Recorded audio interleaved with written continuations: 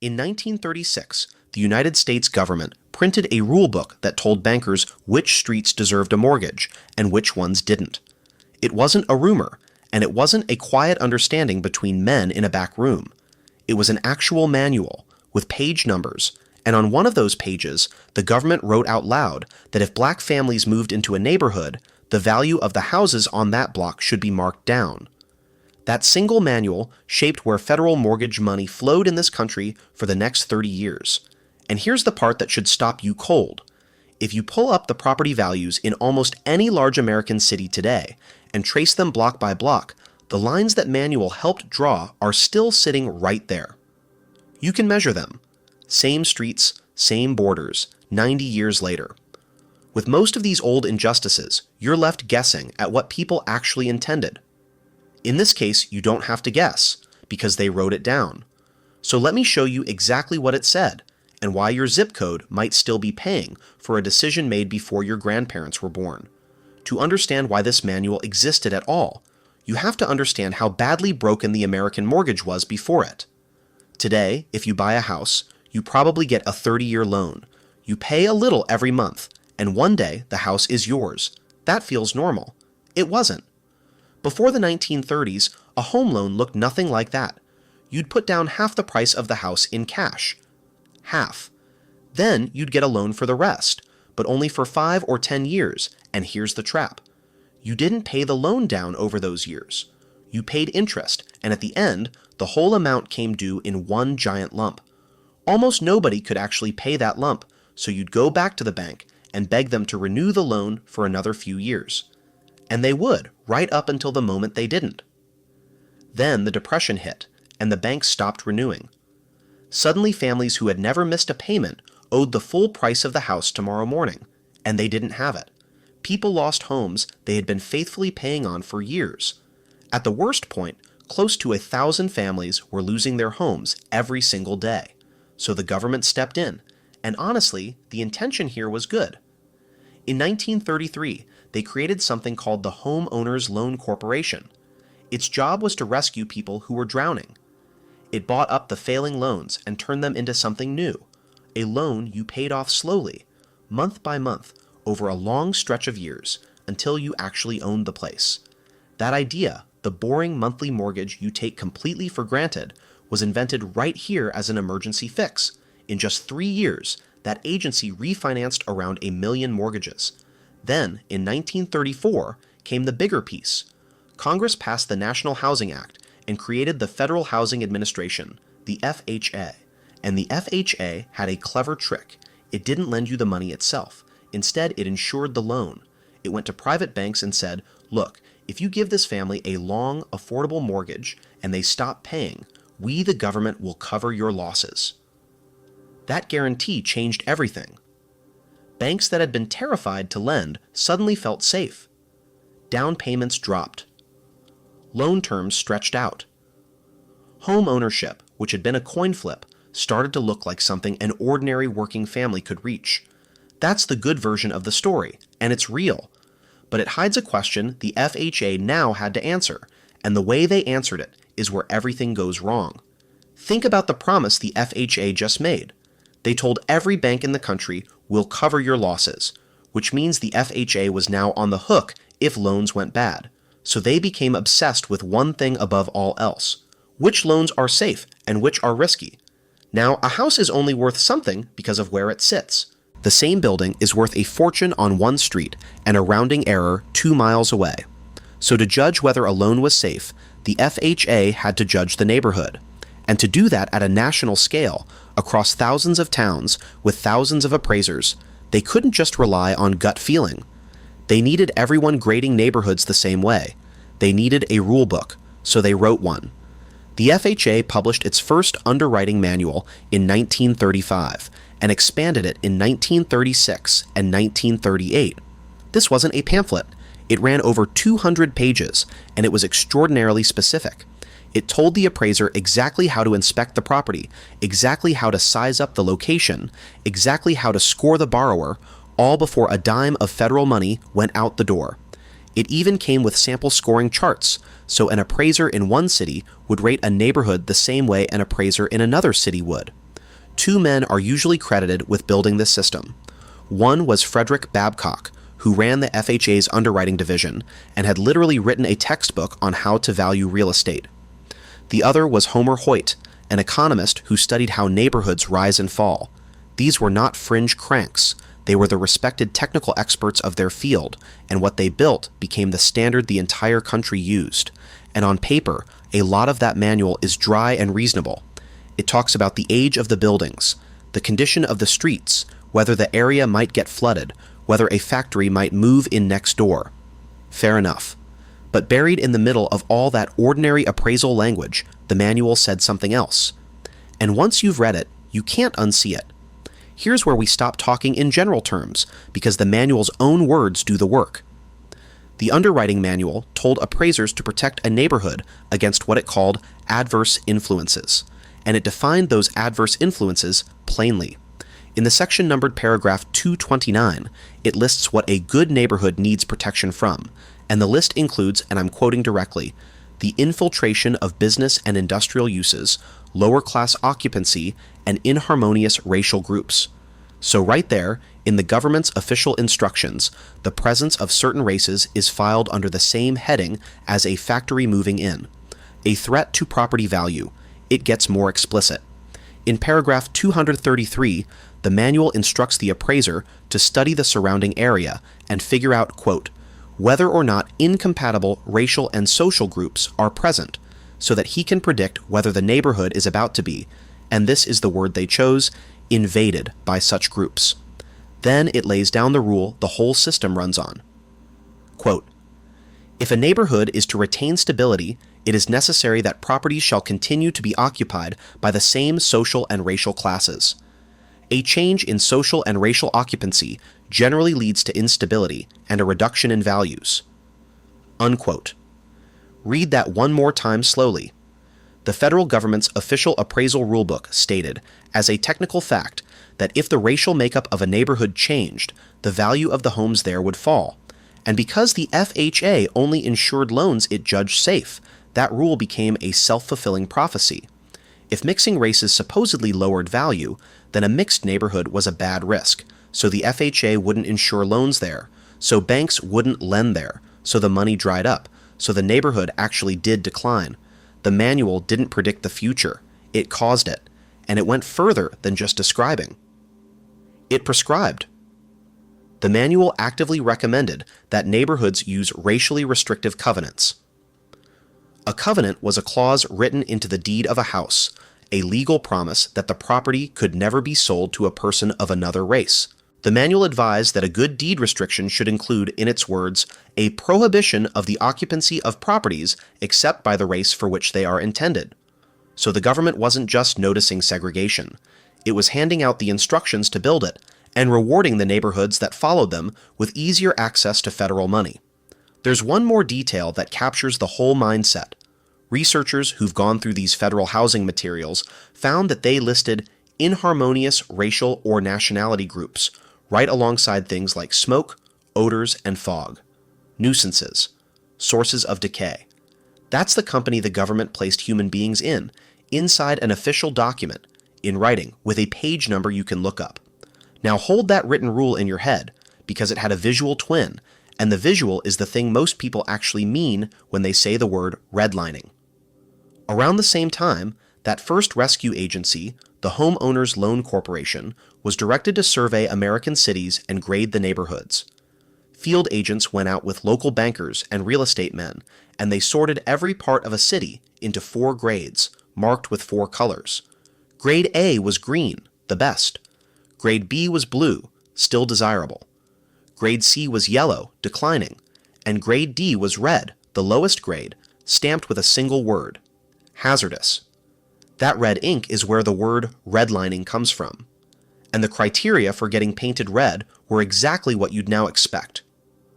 The age of the housing mattered. Whether industry was creeping in mattered. But the presence of black residents, or immigrants, or really any group the graders considered undesirable, could sink a neighborhood to the bottom, regardless of how solid it actually was. In the surveys, appraisers wrote notes about the specific people living in each area, and those notes are brutal to read today. They talk about infiltration and undesirable populations in the same breath as cracked sidewalks. This survey wasn't small.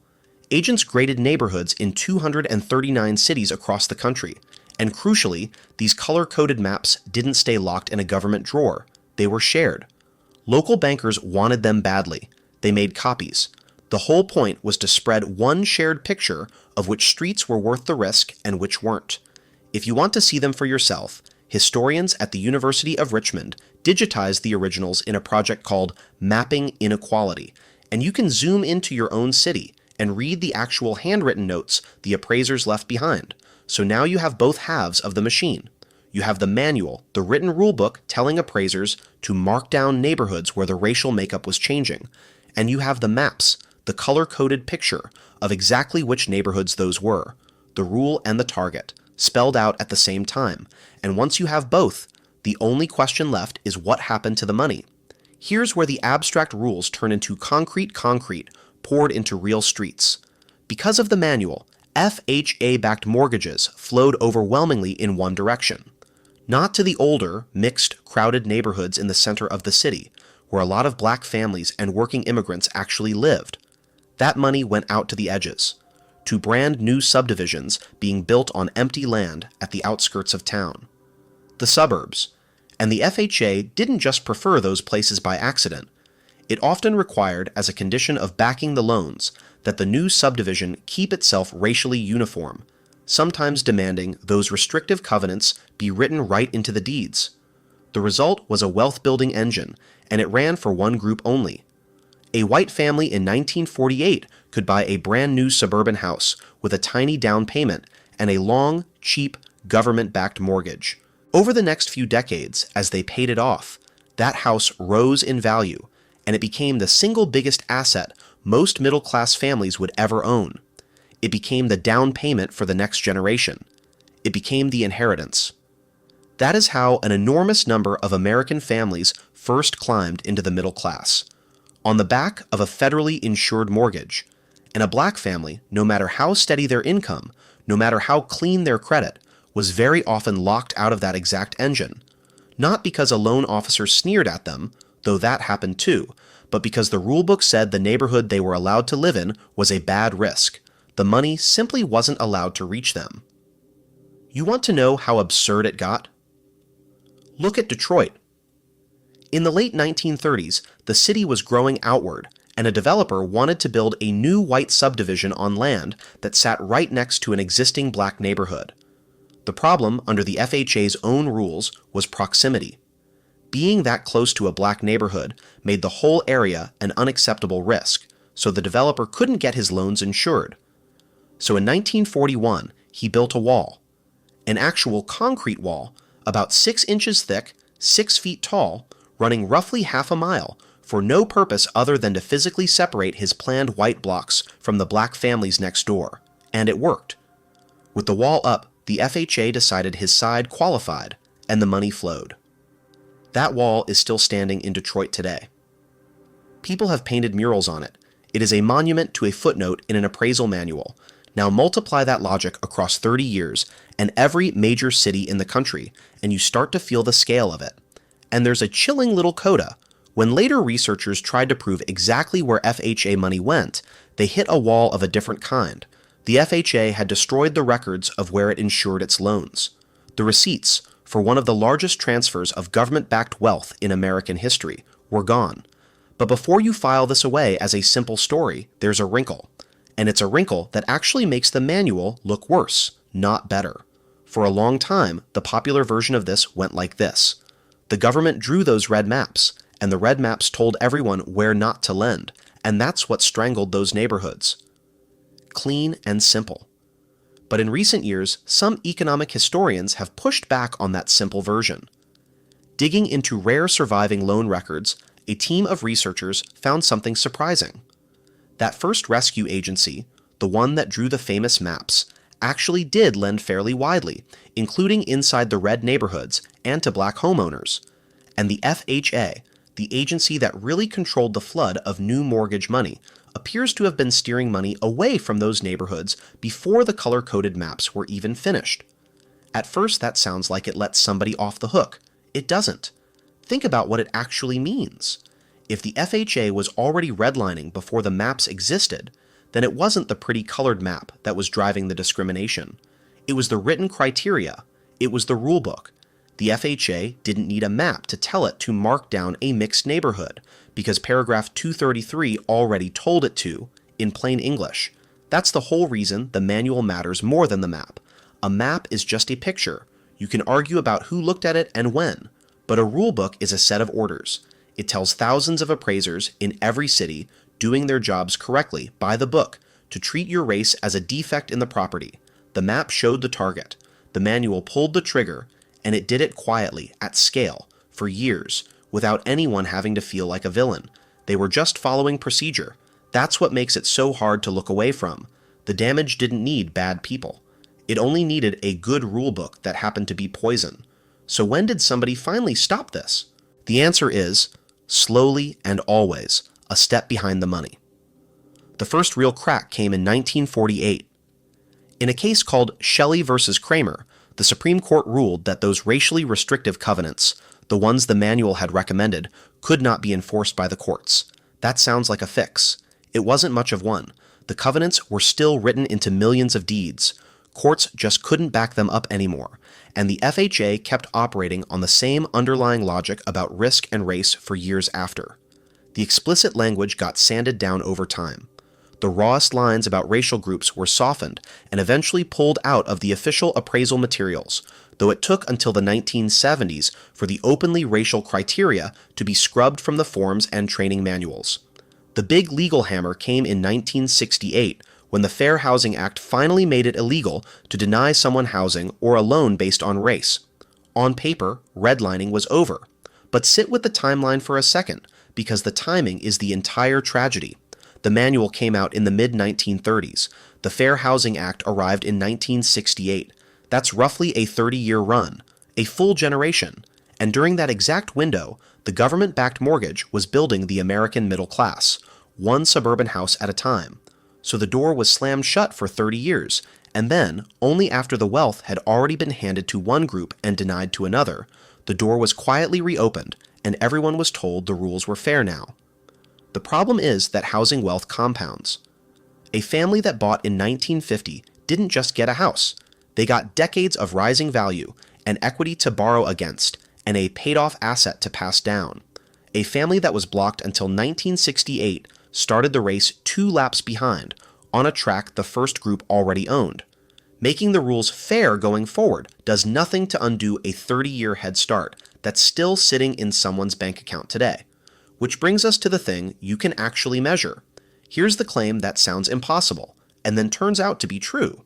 You can still see those old lines in the price of houses right now. Researchers figured out a clever way to test it.